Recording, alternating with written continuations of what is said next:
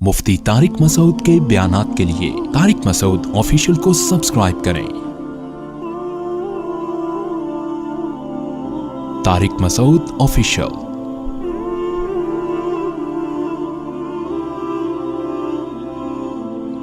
जलालुद्दीन अकबर जो था उसके पास मुख्तलिफ किस्म के दरबारी और फिरका परस्त मौलवी मुख्तलिफ मसलकों के बैठते रहे। वो कंफ्यूज होता रहा।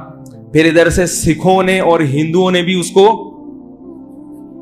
तो आहिस्ता आहिस्ता वो बिगड़ना शुरू। किस्सा मुख्तसर बताऊंगा। ऐसा बिगड़ा है कि लिबरल पने की इंतहा को पहुंच गया। उसने कहा ये सब सही है। अगर कहता सब गलत है तो भाई हुकूमत गलत लोगों पे कर रहे हो तुम। ठीक है, बादशाह का काम होता है ना सबको जोड़ के चलना। तो उसने कहा सब क्या है, सही है, इस्लाम भी ठीक है और हिंदू भी ठीक है, सिख भी ठीक है। बेजार आ गया दीन और मजहब से, यहां तक कि एक वक्त आया कि कलमे का उसने इनकार कर दिया। अब जो उलमा थे, जो अहले हक थे, उन्होंने जलालुद्दीन अकबर के खिलाफ फतवे देना शुरू कर दिए, क्योंकि उसने वाज़ेह लफ्जों में कुफ्र करना शुरू कर दिया था। खिंजीर की पूजा करना शुरू कर दी उसने, खिंजीर की इबादत। इतना ब्रॉड माइंडेड तो हमारे जमाने में भी खिंजीर की खतने पर पाबंदी लगा दी। बहुत सारे उल्टे उल्टे काम कि आज रूह कांप जाती है, ऐसा हो गया था। तो जब उसने कुफ्र करना शुरू किया और बिल्कुल वाज़ेह, तो उलमा ने उसके खिलाफ, बोलो भाई, बगावत हो नहीं सकती थी। इतना ताकतवर था कि जरा सी उसको भनक पड़ जाती, उसके सर कलम। बहुत पावरफुल आदमी था। 48 साल जिसने हुकूमत की हो, मामूली तो नहीं है ना। और बादशाहों के खानदान में पैदा हुआ हो, हुकूमत करना जानता भी हो। तो नतीजा ये निकला कि आहिस्ता आहिस्ता हिंदुस्तान में जो अदालतों में इस्लाम राइज था, वो भी अदालतों से खत्म होना, क्योंकि पहले हुकूमत खराब होती है, फिर लॉ चेंज होना शुरू हो जाता है। उलमा उसके खिलाफ हो गए। कोई आलिम अगर उसको समझाने के लिए, बादशाहों को जब भी समझाया जाता है तो पहले उनकी इज्जत और ताजीम, बादशाह को समझाने का वो तरीका नहीं होता हुकूमत को समझाने का जो एक मुलाजिम को समझाने का होता है। क्या ख्याल है भाई? मुलाजिम को आप एक दफा बोले कि भाई इंसान का बच्चा बन जा, तेरे को मैंने क्या कर गया था, उस पर वो अपनी बेइज्जती महसूस नहीं करेगा। बादशाह को अगर आप बोलोगे इंसान के बच्चे बन जाओ, उसके मुंह पे जब आप ऐसे बोलोगे तो वो आपको कुछ और बना देगा। इस मौके पर मुजद्दिद अल्फसानी, अल्फे सानी का मतलब दूसरी 1000वीं सदी, 1000 साल खत्म हो चुका था और दूसरा 1000वां हिजरी का। हदीस में आता है ना, अल्लाह ताला हर सदी के शुरू में किसी ऐसे मुजद्दिद को भेजेगा तो दीन की तजदीद करेगा। ये सहरा मुजद्दिद अल्फसानी रहमतुल्लाह अलैह के सर जाता, और इत्तेफाक से वो भी हनफी थे। मैं फिर भी कह रहा हूं, मेरा मकसद इसको हाईलाइट करने से आपको हनफी बनाना नहीं है, अहनाफ का बुग़्ज़ आपके दिलों से निकालना है कि ये कारनामा भी किसी हनफी के खाते में गया है। वरना हिंदुस्तान में इस्लाम तहस नहस हो गया था। ये वक्त के बहुत बड़े आलिम थे और तसव्वुफ में भी इंतहा को पहुंचे हुए थे। तसव्वुफ का तज़किरा भी इसलिए कर रहा हूं ताकि तसव्वुफ का बोझ जो आपके दिलों में भरा हुआ है ना, वो भी निकालूं। सूफियों की 2 किस्में हैं, एक बिदअती और एक कुरान और सुन्नत के पाबंद। आप तसव्वुफ का सिरे से ही इंकार कर दो, ये गलत है, ये गुलूव है, ये मुबालगा है। दीन की खिदमत में, दीन को बचाने में जहां मुजाहिदीन का बहुत बड़ा किरदार है, सूफिया कराम का किरदार भी किसी से कम नहीं है। और जिहाद में भी सूफिया का बहुत बड़ा किरदार है। अक्सर बड़े बड़े जो इस्लामी तारीख में हीरोज गुजरे हैं, वो किसी बुजुर्ग से उनका बाकायदा इस्लाही ताल्लुक था और किसी की सोहबत में रह के उन्होंने अल्लाह अल्लाह करना सीखा था। जब तक अल्लाह के इश्क की चिंगारी بزرگوں کی صحبت میں رہ کے دل میں نہیں لگتی، اس وقت تک اتنے بڑے کارنامے انجام دینا انسان کے لیے بہت مشکل ہے. خشک علم جو ہے نا، خشک علم، یہ انسان سے کوئی بڑا کام نہیں کرواتا. تو مجدد الافسانی رحمت اللہ علیہ نے پورے بر صغیر کا سفر کیا اور اس کا ارادہ کیا کہ اکبر بادشاہ کا قرب حاصل کر کے، محبت کے ساتھ اس کی تعظیم کر کے، بہت آرام سے، امن اور شانتی کے ساتھ اس کو رام کرنے کی، بولو بھائی، کوشش. اور یہ ظاہر اس کو پہلے ثابت کر دیا جائے اپنے عمل سے کہ نہ ہمیں حکومت کی لالچ اور نہ ہمیں پیسوں، نہ ہمیں کوئی مدرسے کا چندہ چاہیے آپ سے. آج کوئی کسی حاکم سے ملتا ہے نا، اس کو نماز سمجھانے کے لیے، زکوٰۃ، تو وہ سمجھ جاتا ہے کہ مقصد کیا ہے مدرسے کا. مدرسے کا چندہ لینا بھی کوئی بری بات نہیں ہے، لیکن ایسے موقع پہ لینا.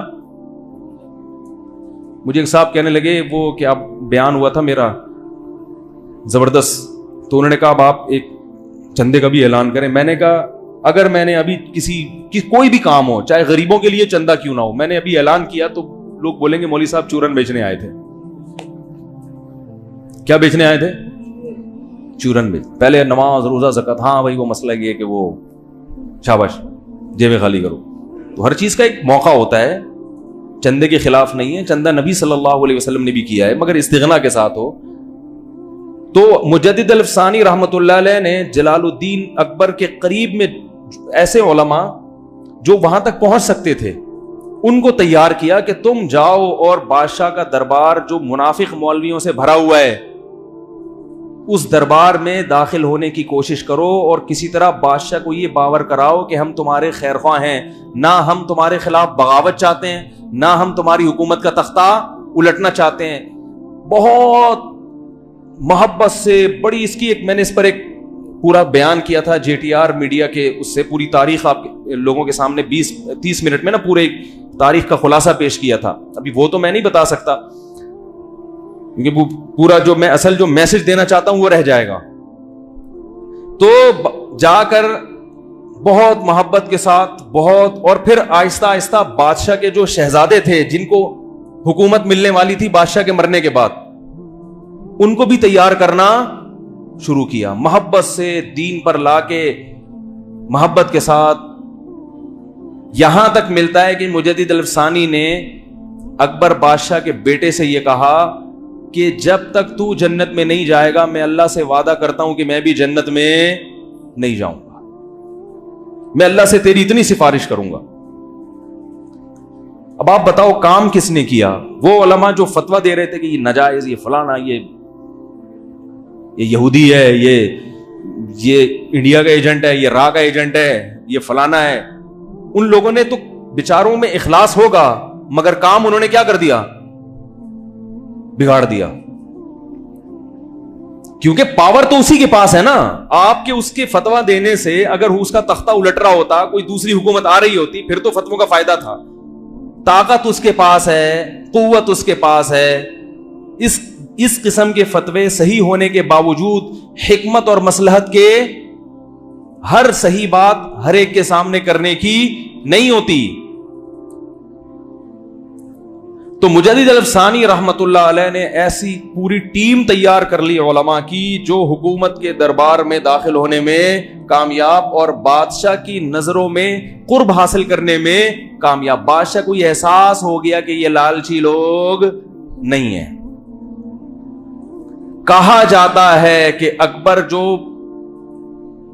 خنزیر کی پوجا کیا کرتا تھا، ختنے پر اور پابندی لگائی اور اسلامی شعار پر پابندی لگائی، مرنے سے پہلے کلمہ پڑھ کے دنیا سے رخصت ہوا ہے. لیکن وہ کام نہیں کر سکا جو اس نے خرابیاں پھیلائی تھیں. اکبر کے بعد جب اس کے بیٹے کے ہاتھ میں حکومت آئی ہے تو وہ نسبتاً اکبر سے، کیونکہ اس پہ محنت ہو چکی تھی. جو تبلیغ والے جا کے پاؤں پکڑتے ہیں نا، مالش والش بھی کرنے لگے ہیں، ٹھیک ہے نا. ہمارے ایک استاذ کہہ رہے تھے دیکھو بھائی بھائی کرتے کرتے پوری دنیا میں سب سے بڑی تنظیم بن چکی ہے. پوری دنیا کی سب سے بڑی تحریک، نہ کوئی بیچاروں کے پاس دلائل ہوتے ہیں، نہ حدیثوں کے حوالے ہوتے ہیں، نہ قرآن کی آیتیں ہوتی ہیں، صرف اخلاق اور بہت سیدھی دعوت کہ بھئی کلمہ پڑھا ہے، ہم سب نے کلمہ پڑھا ہے، کچھ ہماری ذمہ داری بنتی ہے، بس اس سے آگے آتا بھی نہیں ہے کچھ۔ اس کا یہ مطلب نہیں ہے کہ تبلیغ والوں کو علم نہیں حاصل کرنا چاہیے۔ میں تبلیغ والوں سے میں کہتا ہوں، میں کیا بڑے علماء کہتے ہیں کہ یہ کام بھی کرتے رہو، لیکن ساتھ ساتھ ٹھیک ہے اخلاق سے آپ پوری دنیا میں پھیل تو گئے ہو، مگر صرف اخلاق کافی نہیں ہے، علم بھی ضروری ہے۔ خود تبلیغ کے اکابر کہتے ہیں کہ علماء سے علم بھی سیکھتے رہو۔ صحیح تبلیغ میں کامل لوگ وہ ہوتے ہیں جو تبلیغ میں وقت لگانے کے ساتھ کسی شیخ و مرشد سے یا کسی عالم سے تعلق بھی قائم رکھے، ایسا عالم جو علم میں مضبوط ہو۔ علم کے بغیر انسان گمراہی کی طرف چلا جاتا ہے، چاہے کتنا ہی مخلص کیوں نہ ہو۔ تاریخ میں بڑے بڑے مخلصین ہیں جو گمراہ ہوئے ہیں۔ تو بالآخر اکبر کی اولاد میں عالمگیر بادشاہ پیدا ہوئے، اور وہ مجدد الفسانی رحمت اللہ علیہ جو ٹیم تیار کر کے دنیا سے جا چکے تھے، حضرت مجدد الفسانی کا تو انتقال ہو چکا تھا، لیکن عالمگیر بادشاہ پیدا ہوئے، وہ مجدد الفسانی کی محنتوں کا نتیجہ تھے۔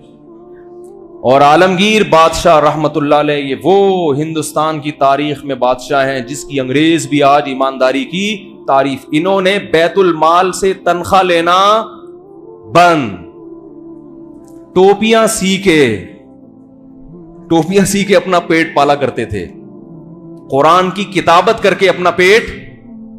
ارے اتنا طاقتور بادشاہ جنہوں نے عالمگیر رحمت اللہ علیہ نا وہ گننا شروع کیے خزانے، عاجز آ گئے، اتنا پاورفل بادشاہ، اور گھر کا چولہا کیسے جلتا ہے؟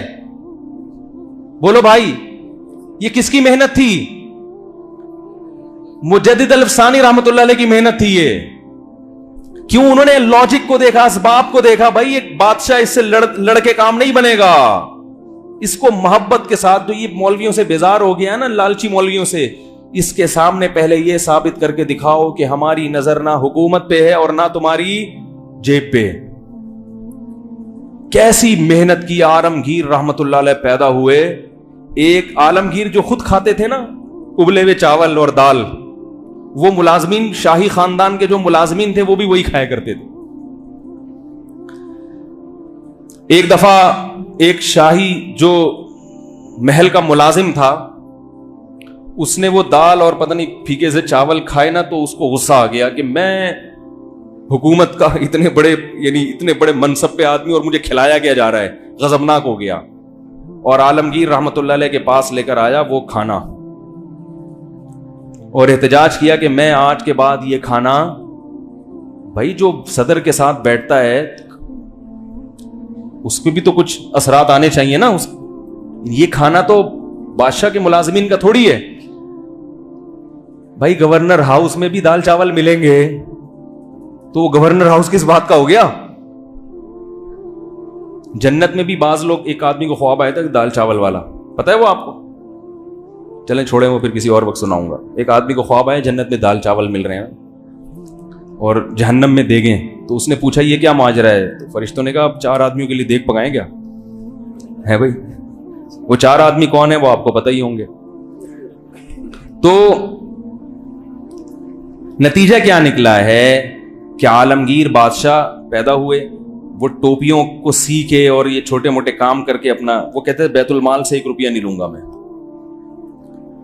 تو وہ ایک ملازم آیا کھانا لے کے کہ یہ کھانا میرے حلق میں نہیں اتر رہا، تو انہوں نے کہا اچھا ایسا کرو، یہ کھانا لے کے ہندوستان کی عوام کے پاس جاؤ، پبلک کے پاس، اور بولو یہ ایک نوالا اس میں سے کھایا اور کہا کہ یہ عالمگیر کا بچا ہوا کھانا ہے، اور پھر اس کی بولی لگاؤ، ٹھیک ہے، یہ وہ کھانا ہے جو عالمگیر کے محل میں کھایا جاتا ہے، اس کی بولی لگاؤ۔ کروڑوں روپے میں وہ کھانا بکا ہے۔ اس نے کہا میں یہ سوکھا کھانا کھا کے لوگوں کے دلوں پہ حکومت کر رہا ہوں۔ اتنی محبت تھی عالمگیر بادشاہ کے لوگوں کے دلوں میں، اتنی محبت۔ اور عالمگیر بادشاہ نے، عالمگیر رحمت اللہ علیہ نے پھر ہندوستان کے قانون کو دوبارہ سے نئے سرے سے مرتب کیا، اسلامی قانون نافذ کیا۔ کیسے؟